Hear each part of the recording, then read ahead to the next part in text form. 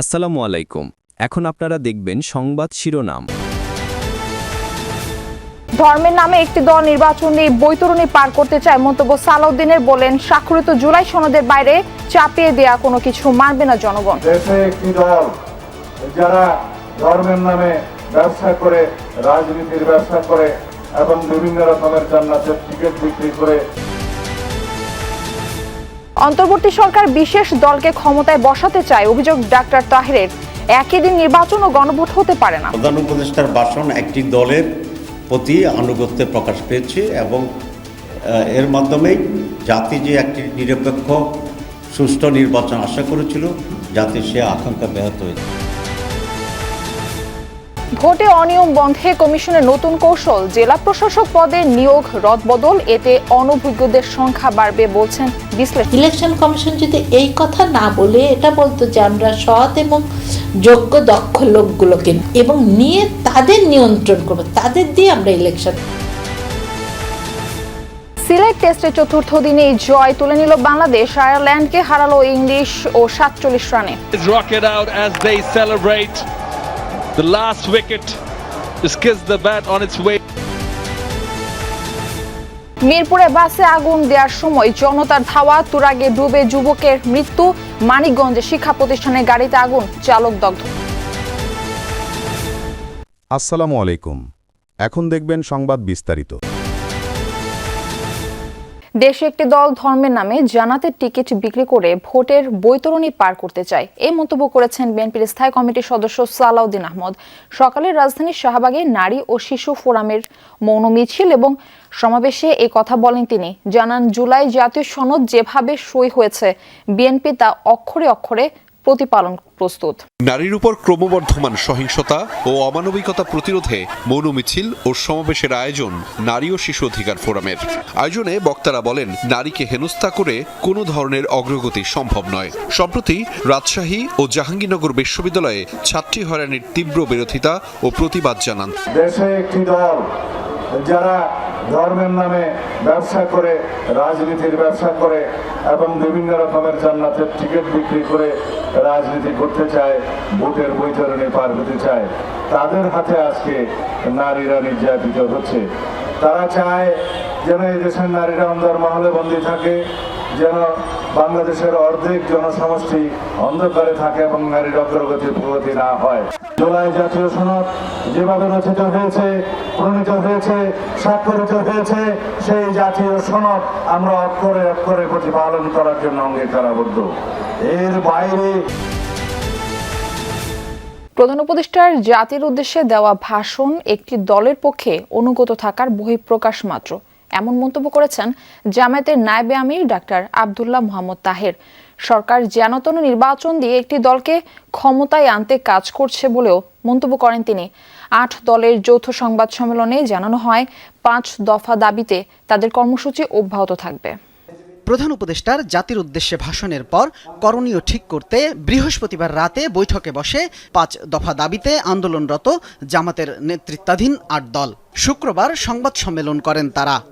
ব্রিফিংয়ে জামাত নেতা ডাক্তার তাহের অভিযোগ করেন, একটি দলের স্বার্থে কাজ করছে সরকার। গতকালকে ওনার ভাষণের মাধ্যমে আমরা বিশ্বের সাথে লক্ষ্য করেছি, সরকার নিয়োজিত কমিশনের সুপারিশকে গ্রহণ না করে সেখানে যথেষ্ট কাটছাঁট দিয়ে একটি দলের সাথে ব্যাপক কম্প্রোমাইজ করে জনগণের স্বার্থ নয়, একটি বিশেষ দলের স্বার্থেই অনেক পরিবর্তনের তার ভাষণ দিয়েছেন। তিনি বলেন, প্রধান উপদেষ্টার ভাষণের পর স্পষ্টত বোঝাই যাচ্ছে এই সরকার আর নিরপেক্ষ নেই। কমপক্ষে 3 জন উপদেষ্টা আছে যারা ওনাকে মিসগাইড করতেছে, আমরা তাদের অপসারণ দাবি করছি। আপনারা হয়তো প্রশ্ন করবেন যে তাদের নাম বলেন, আমরা আজকেও নাম বলতে চাই না, তবে আমরা প্রধান উপদেষ্টার কাছে তাদের নাম আমরা প্রেরণ করব। ভোটে অনিয়ম বন্ধে এবার কর্মকর্তা নিয়োগে নতুন কৌশল নিচ্ছে নির্বাচন কমিশন। বিগত 3টি নির্বাচনে ন্যূনতম সংশ্লিষ্টতা আছে এমন কর্মকর্তারা এবার দায়িত্ব পাবেন না। বড় পরিবর্তন আসছে প্রিজাইডিং ও পোলিং অফিসার নিয়োগেও। রিটার্নিং কর্মকর্তা হিসেবে দায়িত্ব পালন করেছেন এমন জেলা প্রশাসকদের কর্মস্থল পরিবর্তন কিংবা নতুন ডিসি নিয়োগের কথা জানিয়েছেন ইসি সচিব আক্তার আহমেদ। রাজনৈতিক বিশ্লেষক বলছেন, কমিশনের এমন সিদ্ধান্তে অনভিজ্ঞদের সংখ্যা বাড়বে। বিগত 3টি জাতীয় নির্বাচন ছিল একতরফা ও জালিয়াতির। এসব নির্বাচন আয়োজনে বড় ভূমিকা ছিল কমিশন ও ভোট গ্রহণের সঙ্গে জড়িত প্রায় 13 লাখ কর্মকর্তার। এদের বাদ দিয়ে নির্বাচনী কর্মকর্তা নিয়োগ দেয়া যায় কিনা ইসিকে তা খতিয়ে দেখতে বলে সরকার। কমিশন তা বিবেচনায় নিয়ে প্রিজাইডিং ও পোলিং অফিসার নিয়োগে বড় পরিবর্তন আনতে যাচ্ছে।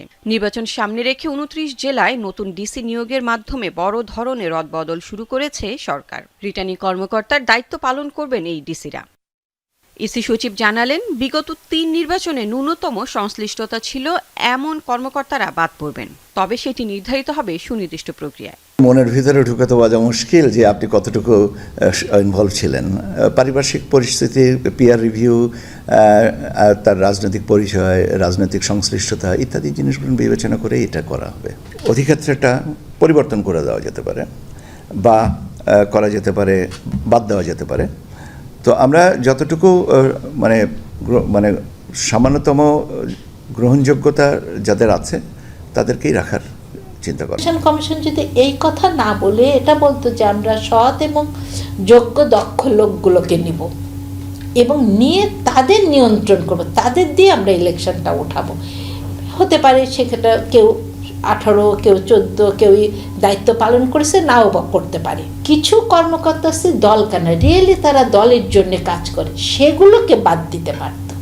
আর কিছু আছে না, আমি চাকরি করে আমাকে এই কাজ করতে হয়েছে, আমি তো বাধ্যকর। নির্বাচনের দায়িত্ব পালন এরকম একটা সাংবিধানিক দায়িত্ব, কেউ এই দায়িত্ব দিলে কেউ অপারগতা প্রকাশ করতে পারে না। নির্বাচনের লেভেল প্লেইং ফিল্ড নিশ্চিতে কর্মকর্তাদের নিরপেক্ষতা বজায় রাখতে ইসিকে কঠোর হওয়ার পরামর্শ এই বিশেষজ্ঞের। রিটার্নিং অফিসারের জন্য সেরকম পুরো আইনটা তখন তাকে জানতে হয়। তাই এরকম ক্ষেত্রে একেবারে নতুন মানুষ পাওয়াও যেমন কঠিন হবে। রাজধানীতে বাসে আগুন দেওয়ার সময় জনতার ধাওয়া খেয়ে তুরাগ নদীতে ডুবে প্রাণ গেছে এক যুবকের। গতরাতে আগুনে পড়ে যায় বাসটি। এই ঘটনায় একজন পালিয়ে গেলেও আরেকজনকে আটক করা হয়। পুলিশের ধারণা নাশকতার জন্য তাদের ভাড়া করা হয়েছিল।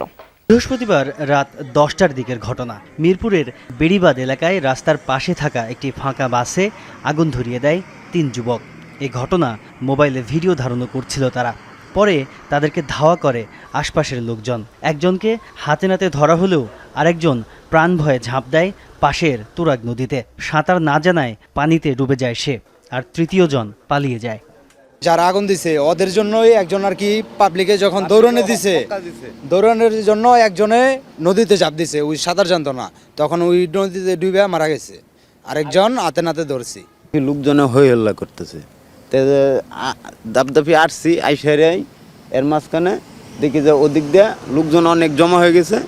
তারা ওই ধরতে গেছে, নাশকাতি লোকের ধরতে গেছে।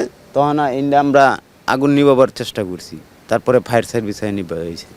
পানিতে ডুবে যাওয়া যুবককে মুমূর্ষু অবস্থায় উদ্ধার করে নেওয়া হয় শহীদ